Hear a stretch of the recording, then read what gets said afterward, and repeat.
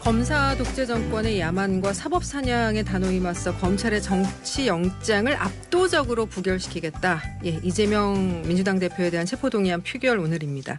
이 앞서 어제 조정식 당 사무총장이 국회에서 기자간담회를 갖고 검찰이 아니면 말고 시기에 터무니없는 체포동의안을 국회에 제출했다면서 한 얘기죠. 자, 부결이 우세한 상황에서 문제는 부결 이후 당 차원의 출구 전략이 필요하다는 주장이 계속 나오고 있어서 민주당의 고심이 더 깊어질 수밖에 없는 상황인데요. 자, 이와 함께 그 국수본의 2대 본부장으로 임명이 됐던 정순신 변호사가 임명 발표 28시간 만에 아들의 학교 폭력 논란으로 사임하는 초유의 사태가 벌어졌습니다. 더불어민주당 김의겸 대변인과 이야기 나눠보죠. 자, 김의겸 의원님 안녕하십니까? 네, 안녕하세요. 예.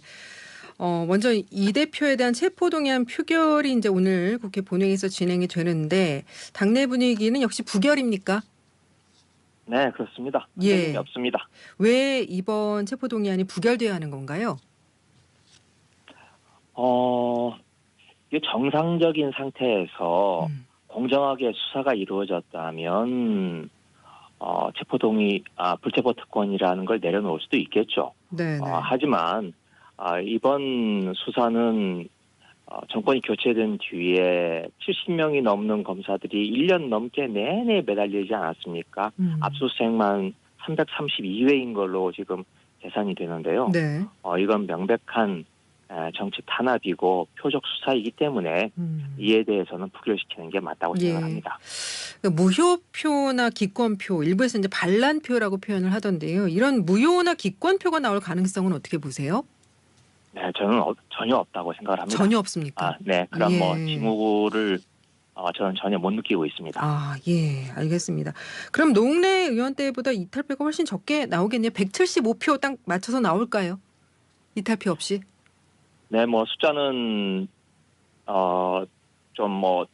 조금의 변동은 있을 수 있겠지만 가감은 있을 수 있겠지만 민주당에서는 이탈표 없이 나올 것으로 생각을 합니다. 알겠습니다. 자, 오늘 본회의 표결에 앞서서 이제 한동훈 법무장관이 제안 설명 통해서 이 대표 구속 당위성을 직접 또 설명을 하게 될 텐데요.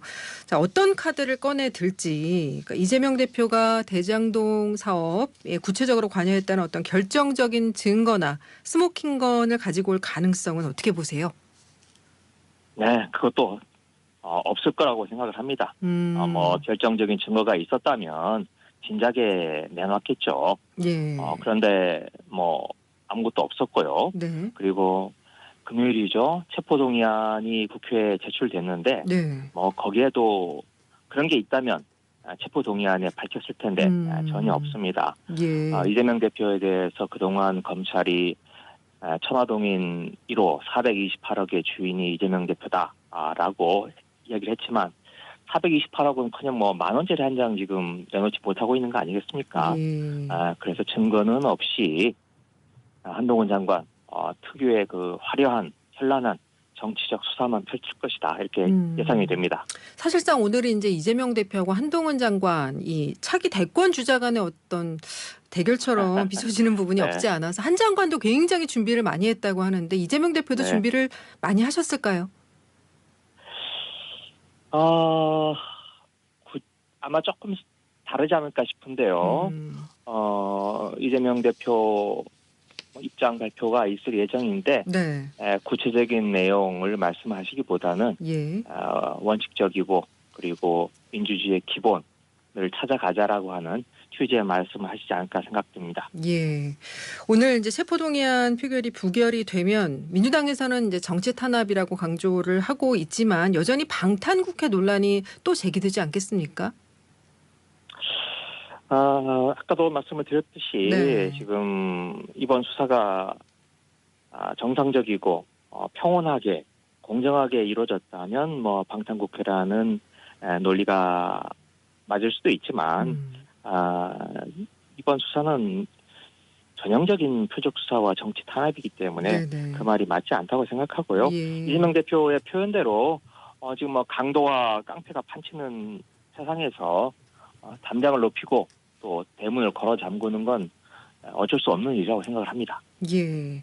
비명계 서른 의원이 이제 압도적으로 부결시키자, 무조건 부결시키자 이렇게 얘기한 건 어떻게 보셨어요?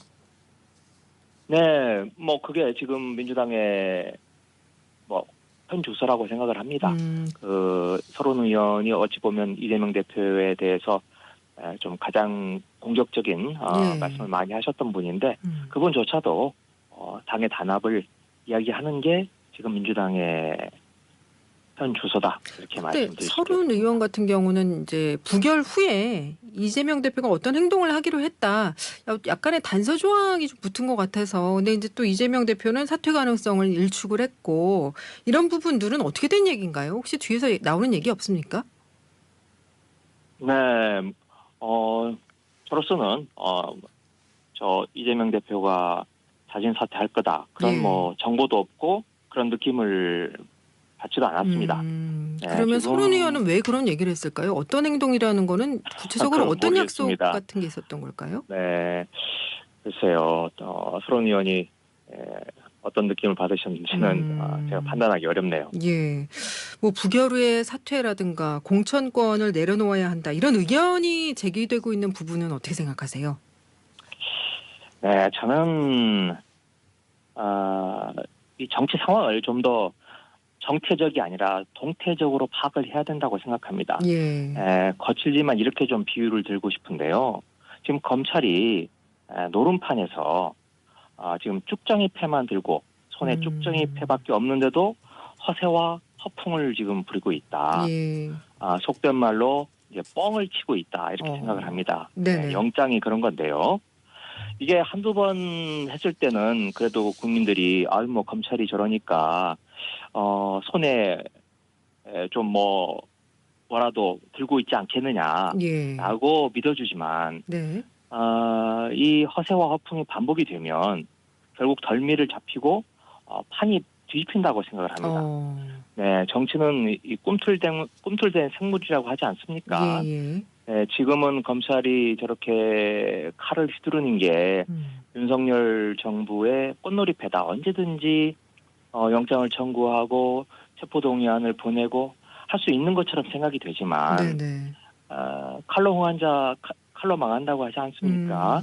이 정치 탄압의 실체가 드러나고 국민들이 깨닫기 시작을 하면 저는 역풍이 불고 역류가 일 거다 이렇게 생각을 합니다. 예.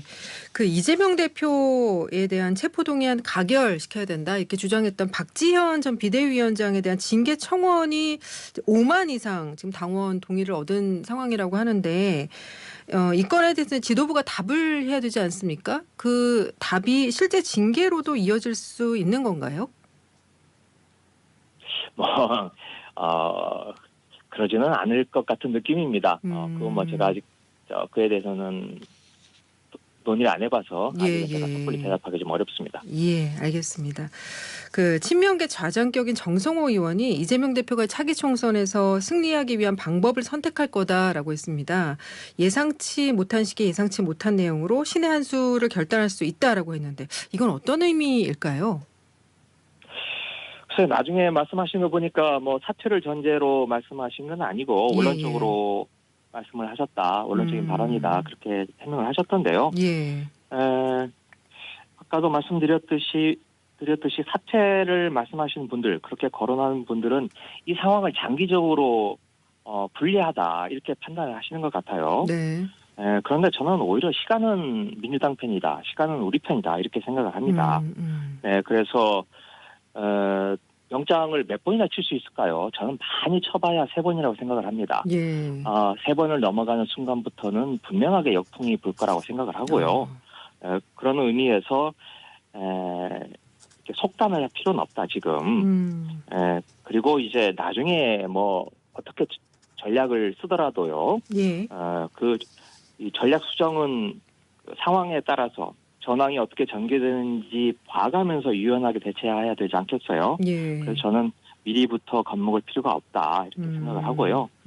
과거에도 DJ나 노무현 대통령, 문재인 대통령 후보 시절 또는 후보가 되려고 할 때 다 어려움을 겪었습니다. 그렇죠. 그리고 다 후보 교체해야 된다라는 이야기들이 당내에서 많이 나왔지만 그래도 끝내 이기지 않았습니까? 저는 그런 승리의 기억을 다시 되살릴 필요가 있다. 예. 이렇게 생각을 합니다. 근데 이제 말씀하셨듯이 뭐 어쨌든 검찰이 쪼개기식으로 3번이라도 이제 영장을 청구하면 그때마다 또 체포한 부결시킬 수도 없는, 그것도 부담스러울 거고요. 당 지도부 입장에서 또 이렇게 재판을 또 다음 달에 계속해서 받으러 나가야 되는 상황이고, 이렇게 상황이 좀 혼란스러워지면 이 비대위 체제로의 전환을 꾸리는 방안도 좀 고려해 봄직한 거 아닐까요? 정성호 의원도 그런 부분을 얘기한 거 아닐까요? 네, 근데 뭐 제 입장은 3번이 오면 3번 다 부결시켜야 된다고 생각을 하고요. 지금은 예. 우리 당으로서는 지금 외적이 침입한 거나 마찬가지인데 네. 외적이 침입했을 때 우선 장수를 중심으로 해서 단결하고 싸워 나가야지. 아직 제대로 싸워보지도 않았는데 장수를 적에게 내준다? 그것도 포승줄에 묶어서 내준다? 이건 아닌 것 같습니다. 알겠습니다. 자, 화제를 좀 바꿔서요.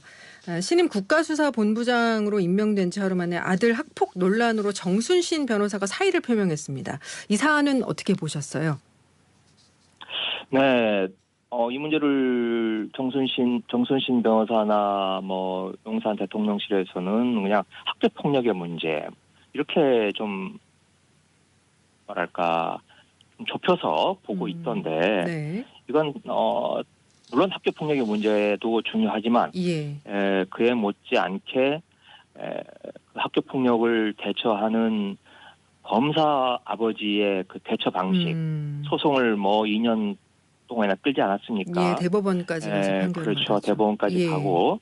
그리고 또 이 문제 누구나 어찌 보면 알만한 사람은 다 아는 이 결함을 애써 눈 감아주고 넘겼던 인사검증의 책임, 이 3가지가 모두 있다고 생각합니다. 네네. 학폭, 아버지의 문제, 인사검증의 문제. 그래서 이 3가지 문제 모두 다 꼼꼼하게 따져봐야 된다고 생각을 합니다. 대통령실에서는 그래도 이제 뭐 인사검증의 잘못을 인정을 하면서 제도 개선을 하겠다라면서 자녀 문제까지는 인사검증 시스템에 들어가 있지 않다라는 해명 내놓았어요. 네, 그게 눈 가리고 아웅이라고 생각을 합니다. 지난해 9월이었죠. 대통령실에서 그 공직 후보자의 어떤 검증을 위한 사전 질문지를 공개한 적이 있었어요. 네. 네, 그때 그 질문지가 169개 질문이 있었는데 거기에 분명하게 가족들 중에 소송과 관련된 경우가 있었느냐. 정확한 거기가 약간 좀 애매한 게 소송과 관련한 것이 있습니까? 로 돼 있어요. 현재 진행형이라서 이게 보는 시각에 따라 다르게 돼 있더라고요. 그런데요. 그게 인사 검증을 하는 거 아닙니까? 인사 검증이라고 하는 건 그 사람이 살아온 오랜 경력을 다 따져보고 초등학교 때부터 지금 인사 기록, 초등학교부터 학력부터 다 보는 건데요. 소송 기록과 관련된 것을 현재 진행 중인 것만 본다는 건 너무 좁게 해석을 하는 거라고 생각을 합니다. 예, 한 번 정도 좀 기록 조회만 했어도 법원에서 나올 수 있는 부분이라면서요. 알 수 있는 부분. 네. 그리고 이게 지금 정순신 변호사가 아들 문제에 대해서 행정소송의 소송 대리인으로 올라가 있지 않습니까? 그러면 인사검증팀에서 판결문과 관련해서 정순신 석자만 쳐봐도 금방 나오는 문제인데 이걸 놓쳤다 이해가 안 되고요. 저는 더군다나 아까 말씀하셨던 그 질문에 대해서 정순신 변호사가 아니요라고 말을 해서 검증이 되지 않았다. 체크가 되지 않았다라고 하는 것은 정순신 변호사가 물러나는 마당에 모든 책임을 혼자 다 뒤집어 쓰고 가라. 저는 그렇게밖에 읽히지 않습니다. 특히 이제 지금 이 사건 4년 전에 있었죠. 그때 언론에 다 보도가 됐었고요. 그리고 서초동에서는 뭐 검사, 판사, 기자들까지 다 알만한 사람들은 다 알고 있었던 내용이라고 해요. 저도 이번에 한번 알아보니까. 그러니까 바로 임명되자마자 몇 시간 만에 이 정순신 변호사 아들 학폭이 있었다라는 게 바로 보도가 되고 판결문까지 바로 공개가 되지 않았습니까? 그건 이 사건이 그만큼 많이 알려졌던 문제입니다. 인사검증 책임지고 있는 한동훈 장관은 동기 아닙니까? 사실 동기. 저는 그거 모를 리가 없었다고 생각을 합니다. 그러면 그 인사 검증 라인에서 걸러내지 못한 게 아니라 걸러내지 않은 거라고 보시는 건가요? 네, 어찌 보면 뭐 이미 정순신 변호사를 국수본 본부장에 앉히기로 이미 결정이 돼 있는 상태에서 여러 가지 흠결들은 그냥 감추고 넘어갈 수 있으리라 그렇게 판단을 한 게 아닌가, 그렇게 오판을 한 게 아닌가 싶습니다. 근데 이제 인사 추천은 대통령실에서 했고 검증은 법무부가 했는데 사과는 또 경찰청이 하고 있고요. 네, 그렇죠. 그것도 참. 이 검증에 대한 책임, 네, 뭐 이건 법무부 대신 매를 대신 맡겠다고 나선 건데, 네, 저는 흥부가 남을 위해서 돈 받으려고 매를 대신 맞으려고 했던 것, 그 이야기는 들어봤어도 이렇게 경찰이 법무부를 대신해서 매를 맞으러 나선 것 자체가 참 검찰공화국, 검찰의 유세에 모든 사람들이 주눅 들어 있고 있는 이런 현실을 보여준 한 단면이라고 생각을 합니다. 또 본인은 사퇴를 했지만 이 부실 검증에 대한 책임은 져야 된다고 보시는 건가요? 네, 그렇습니다. 지금 부실 검증에 대해서는 인사정보관리단, 법무부, 또 지금 용산 대통령실 1차, 2차를 하도록 되어 있지 않습니까? 이 과정에 대해서 왜 이런 일이 벌어졌는지 분명하게 일단 원인부터 밝히고 책임자에 대해서는 문책이 있어야 된다고 생각합니다. 특히 인사정보관리단을 대통령실 예전에 청와대에 있던 걸 지금 빼서 법무부에 따로 두지 않았습니까? 두면서 음지에서 양지로 가져가는 거다. 그리고 FBI의 출장까지 가서 한동훈 장관이 인사 검증과 관리된 뭐 견학도 하고 왔다. 이렇게 말하자면 이번 정부에서의 인사 검증을 굉장히 자랑스럽게 내세웠는데 어디에서 문제가 있었는지는 이번 기회에 분명하게 좀 밝히고 넘어가야 된다라고 생각을 합니다. 민주당에서 TF나 뭐 특검 얘기도 나오는 것 같더라고요. 네, 주말에 이게 지금 금요일에 밤에 터진 일이어서 주말에 지금 부분적으로 이야기가 됐고 오늘 아침 이제 최고위원회가 있는데요. 이 오늘 아침 최고위원회에서 뭐 태스크포스 구성이라든지 이런 문제를 당 차원에서 본격적으로 논의할 것 같습니다. 그리고 오늘 지금 교육위원회도 열리고요. 또 정보유의가 열리면 정보유의에서 경찰청장이 올 것으로 보입니다. 그러면 이제 이런 곳에서 관련 상임위에서 이번 문제를 좀 따져 물을 예정입니다. 알겠습니다. 시간이 30초 남았는데요. 끝으로 이 안철수 국민의힘 당대표 후보가 최근에 자신이 당대표가 되면 이재명 대표 호위 부대 심판하겠다면서 자객 공천 예고했는데 여기에 의원님도 포함이 돼 있어요. 끝으로 한 말씀 주시죠. 뭐 자객 공천이든 무슨 공천이든 공천을 하려면 우선 당대표가 돼야 하지 않겠습니까? 그런데 안철수 의원 요즘 보면 천하람 후보한테도 밀리는 그런 여론조사가 많던데요. 김칫국을 마시셔도 너무 일찍 마셨다. 이렇게 생각을 합니다. 알겠습니다. 오늘 여기까지 말씀 듣겠습니다. 고맙습니다. 네, 더불어민주당 김의겸 대변인이었습니다.